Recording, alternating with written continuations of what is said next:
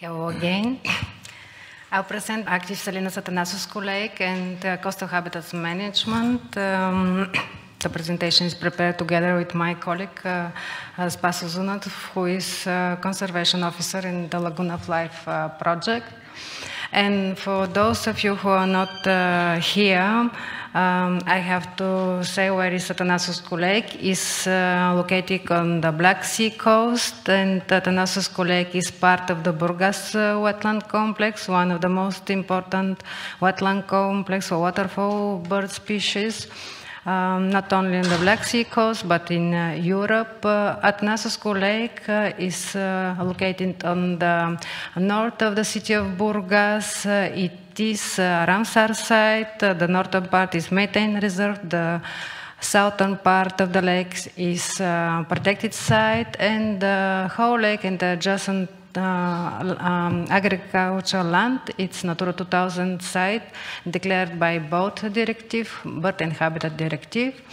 Atanasovsko Lake is a modified ecosystem. It was used as salinas since 1906. And this modification make the lake so important for biodiversity and one of the most richest biodiversity place in Europe. Atanasovsko Lake is the richest birthplace in Bulgaria with its 334 species that can be observed here. But human support is very important to maintain this rich biodiversity and this ecosystem, amazing complex of birds and habitat.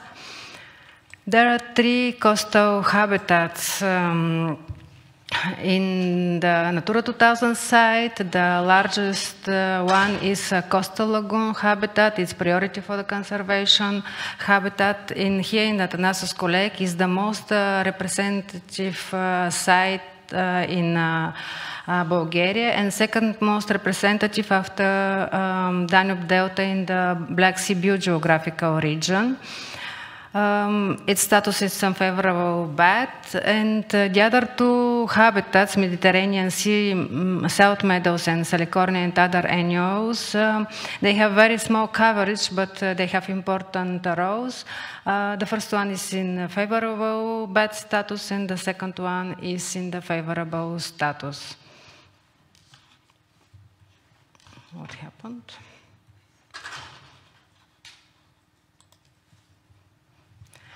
And it is interesting to see that Atanasovsko Lake in the context of the Burgas city.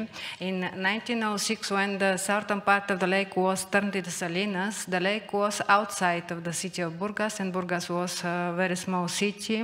In 1946, when the northern part was also modified as salinas, the lake is in the periphery of the city, and nowadays the lake is within the city because surrounding villages turned into the satellite districts in the last 10 years, and Burgas is not a small city, it's the 4th biggest city in Bulgaria, the most very important industrial tourist center.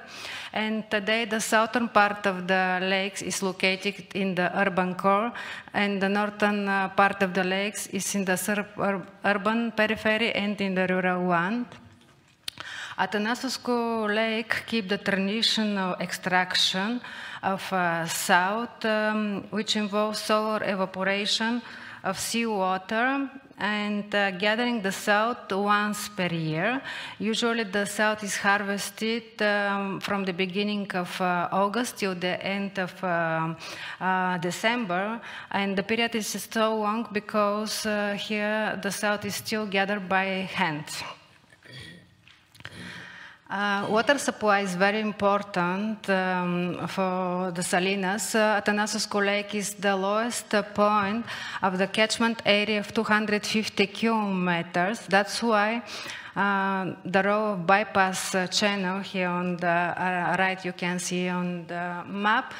It's very important because it collects all surface water from the small temporary rivers, from snow melting and from rainfalls, and it discharges to the sea. The red channel, it's drainage channel where the water is pumped to the sea, and this channel in black and into white and red is sea channel with, which supply the lake with the seawater. For the need of the salt production, the lake is separate of 170 basins. And the salt production infrastructure is 151 kilometers. These are dikes, barriers, and internal channels.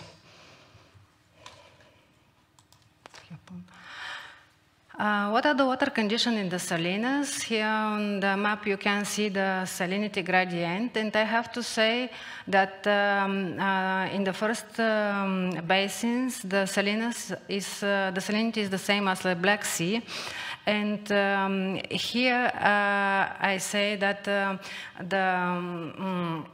to produce salt is real art because Black Sea is double less salt in comparison to Mediterranean Sea. Water supply of seawater is controlled, and it's in spring and in the summer. Water also is controlled in each basin. Each basin is very important. What is its water levels and salinity, and here the water circulation and water levels are opposite to the natural cycles because there is high waters in the summer and low in the winter, and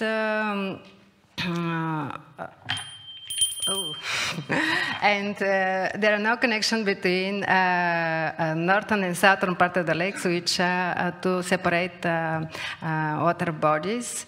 To plan our restoration activities, we have to know the threats and their impact. The first one is the effects of climate change, and there were floods first in 2010, which destroyed more than 1/5 of the old traditional infrastructure. The bypass channel was blocked from the vegetation, the protective dike was broken and replaced, and during this period of time, the whole lake was like a freshwater lake. The other problem is pollution from the agricultural land that caused decline of the condition for the aquatic organism. Urbanization, it's also a big threat here, close to the Burgas and very close to the sea. It caused habitat loss and increase of the human presence, water and noise pollution. And the last one, but not the least one, is abandonment of the less profitable this traditional salt production, and labor shortage, which caused not maintenance and destruction of the traditional salt production infrastructure, and also disturbance of the water regime. Our goal is to ensure the full-scale restoration of the ecological processes supporting this unique biodiversity of Atanasovsko Lake. That's why we implement different conservation actions, and we improve the protection against the flood and decrease pollution from the surface inflow by the first ever complete cleaning of the bypass channel. We also repaired the protective dike, forming a road for a quick access in the case of an emergency situation, and for regulating and controlling the seawater, we restored the main sluice gate. What happened? For the restoration of optimal water regime, it was developed a system for active management of water levels, water circulation, and salinity. This system includes repairing of the three of the most important earth dikes in the northern part of the lagoon. You can see them here on the map. And by this, we want to prevent the formed dead water volumes in these big basins. We clean the internal salt channels from the silt. We repair 35% of the total traditional salt production infrastructure in the Frame the Life project. And this includes restoration of the wooden barriers, restoration of small dikes, and the restoration of the earthen dikes. And to compensate labor shortage, now the wooden barriers are replaced by small dikes. But in the future, it's not possible to maintain this infrastructure without promoting this added value, the salt from the protected area, and without the alternative use of the natural products and services. What happened?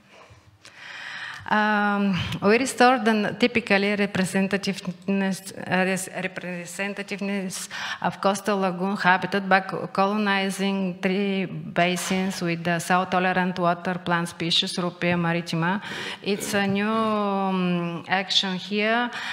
It was tested 3 years. We had 1 year without success, but the last 2 years we have a success.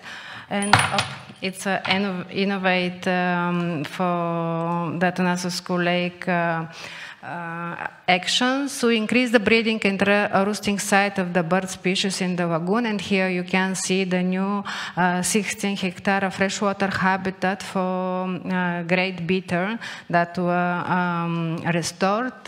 Till the end of our project, they have to be 24 hectares. And on this map, you can see what is the change of development of the city. With the red color, you can see plans for the construction of high-speed roads and also plans for housing and industrial development in the Natura 2000 site at Atanasovsko Lake. That's why for us it's important to involve all stakeholders in management process and to mitigate this threat. My colleague Radu spoke for this. And we participate in spatial planning, and we also demonstrate and promote ecosystem services of Atanasovsko Lake to the citizens and to tourists of Burgas in order to create attachment to this area. And our restoration success was very obvious. The whole area of the lagoon was protected from the flood. We had floods in 2014 and then 2018, bigger amount of water, but bypass channel during this time can safely conduct the large volume of water. Now, 70% of the habitat coastal lagoons is in positive trend of the conservation status. We reduced fragmentation and created new areas of the other habitat, Salicornia and other annuals, which is a favorable area for nesting of bird species. And last, we reached unexpected but very amazing success with greater flamingo, because we had only 5 species individuals in 2014, and this year we have 2,300 individuals, and greater flamingo is now present throughout the year in the lake, which is a great success, and somehow show that the complex action of impact of all conservation activities. And this Sorry, is from Kostovska. Thank you. And for those who are here tomorrow, we can see our conservation activities.